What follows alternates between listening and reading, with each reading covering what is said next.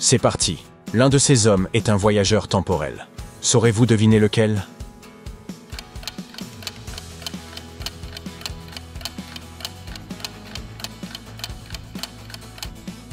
Un smartphone traîne par terre. Il est tombé de la poche de cet individu. C'est donc lui le voyageur temporel. Miss Charles, une chimiste de renom, a été enlevée dans son propre laboratoire.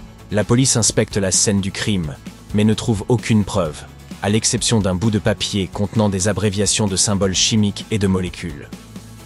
Les enquêteurs interrogent les seules personnes présentes ce jour-là. Nicolas, un collègue scientifique, Oscar, son compagnon, et Alice, sa sœur. Sans hésiter, ils arrêtent l'un des témoins. Comment ont-ils su qui était le coupable?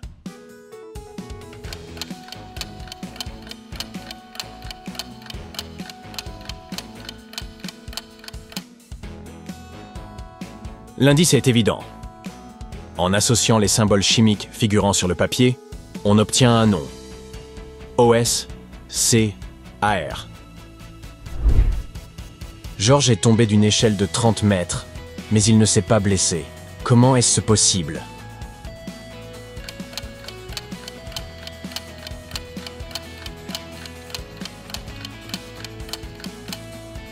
Il se trouvait simplement sur la première marche.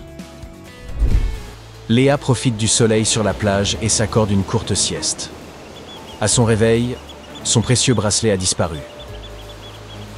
Furieuse, elle identifie 7 suspects. L'un d'entre eux est forcément le voleur. Pouvez-vous deviner lequel?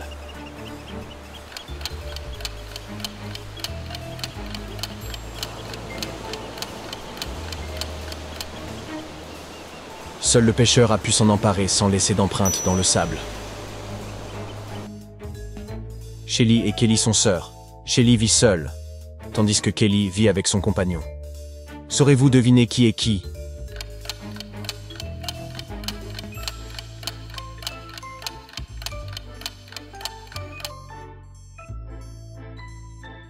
La femme à gauche semble préparer un repas pour une seule personne. C'est Shelly. Pendant ce temps, celle de droite cuisine un grand pot de soupe, signe qu'elle vit avec quelqu'un. C'est donc Kelly. Observez attentivement cette image. De combien de façons pouvez-vous lire le mot « tigre » ?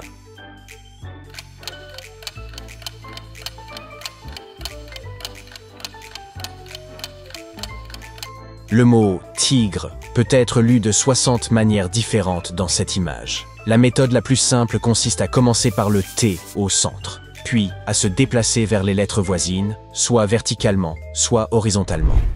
Pierre explore d'anciennes grottes en périphérie de la ville lorsqu'il se retrouve soudain piégé dans un mystérieux cachot. 3 issues s'offrent à lui, mais une seule est sans danger. Derrière la première porte, un incendie fait rage. Derrière la seconde, une pluie acide capable de dissoudre n'importe quelle matière en quelques secondes. Enfin, derrière la troisième, un gigantesque ours brun qui n'a pas mangé depuis 2 ans. Quelle sortie doit-il choisir ?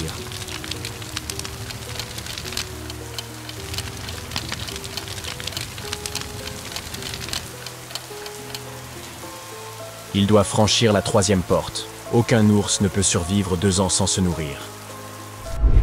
Un examen final crucial se déroule à l'université. Parmi les étudiants, l'un d'eux triche. Saurez-vous le repérer?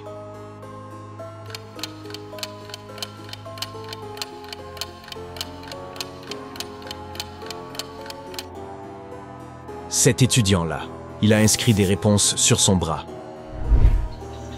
Jules se fraye un chemin à travers la forêt. Il aperçoit la rivière au loin. Mais avant d'y parvenir, il doit faire face à une meute de loups qui l'encercle lentement. 3 options lui viennent à l'esprit. Se plaquer contre un arbre et y grimper rapidement. Allumer un feu au moyen d'allumettes pour effrayer les loups. Ou projeter de l'eau tout autour de lui. Quelle est la meilleure solution ?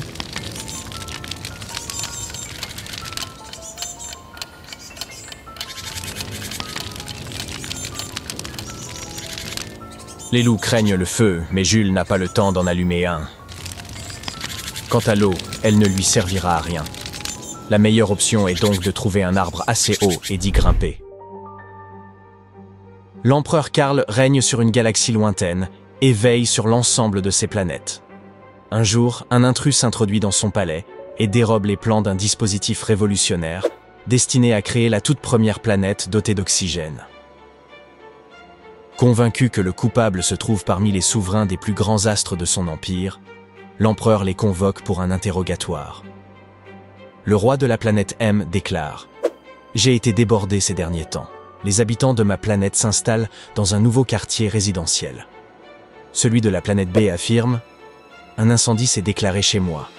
J'ai dû l'éteindre moi-même.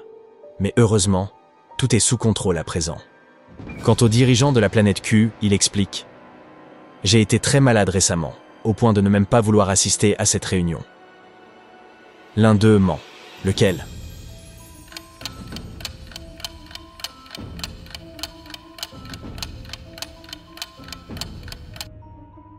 C'est le roi de la planète B. Comme mentionné précédemment, aucune planète de cette galaxie n'a d'oxygène. En son absence, un incendie ne peut tout simplement pas se produire. Nora arrive tôt à son bureau et aperçoit un panier de fruits posé sur son bureau. Surprise, elle s'interroge. A-t-elle oublié l'anniversaire d'un de ses collègues ?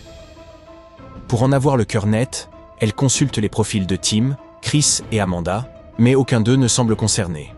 Lorsque ses collègues arrivent, elle les questionne un par un. Tim affirme « Je n'ai rien à voir avec ce panier, car je suis allergique à la plupart des fruits. » Chris, de son côté, s'exclame « Je n'ai pas eu le temps de faire ce genre de cadeau débile, j'ai passé la nuit à faire la fête. » Quant à Amanda, elle se confie à Nora. « Je soupçonne Chris. Il m'a avoué récemment qu'il avait un faible pour toi. Mais l'un d'eux ment. Qui est-ce ? »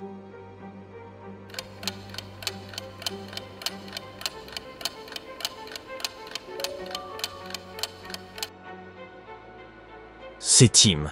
Il prétend être allergique, mais il tient un smoothie rempli de fruits, ce qui prouve qu'il a menti à Nora. Alors qu'elle marche dans la rue, Holly se fait arracher son sac par un inconnu qui prend aussitôt la fuite. Heureusement, la scène se déroule juste devant le commissariat.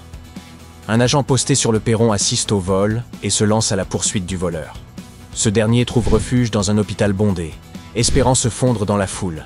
Pouvez-vous aider le policier à identifier le coupable parmi tous ces gens ?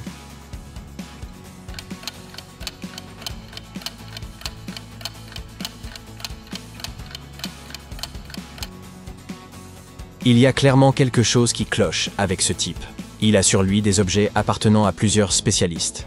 Un dentiste, un ophtalmologue et un chirurgien. Son déguisement est trop poussé pour être crédible. Andrew et Rose cherchent l'endroit idéal pour célébrer leur mariage. Leur agent leur propose 4 options. Pouvez-vous les aider à choisir la meilleure ?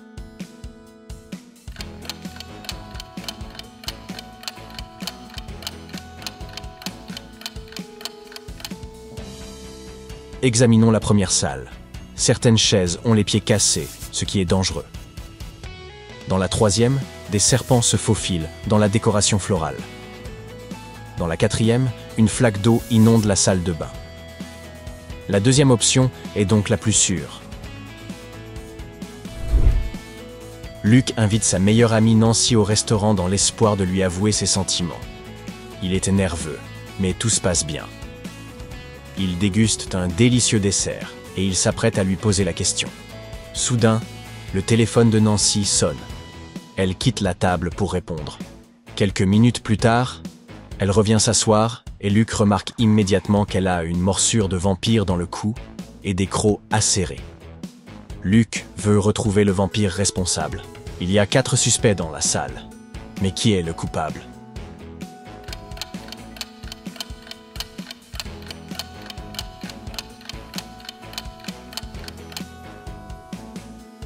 Deux suspects ont du rouge à lèvres sur le visage. Ils étaient occupés à s'embrasser. Un autre prépare un gâteau à la fraise.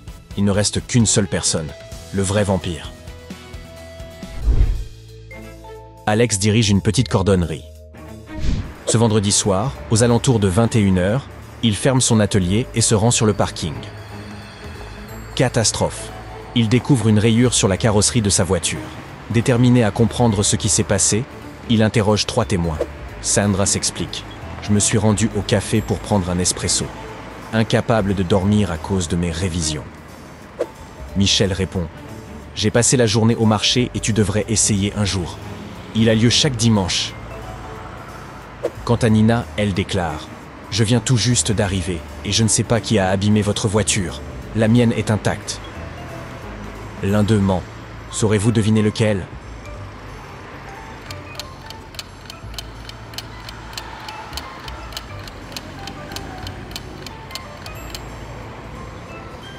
Michel. Il affirme que le marché se tient tous les dimanches. Or, nous sommes vendredi soir. Claire doit se rendre à une audition aujourd'hui, mais avant cela, elle doit faire réparer sa voiture. 3 mécaniciens lui proposent leur aide, mais 2 d'entre eux ne sont que des imposteurs. Pouvez-vous identifier le véritable professionnel?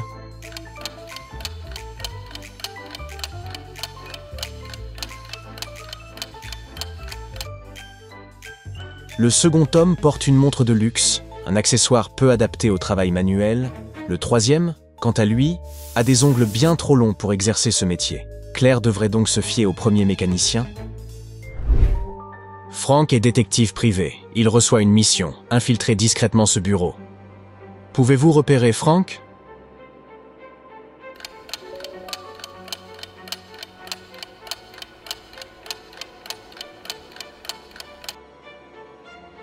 Juste ici.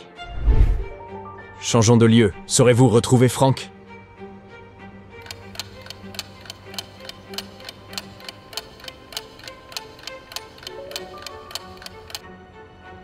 Il s'est caché dans une poubelle.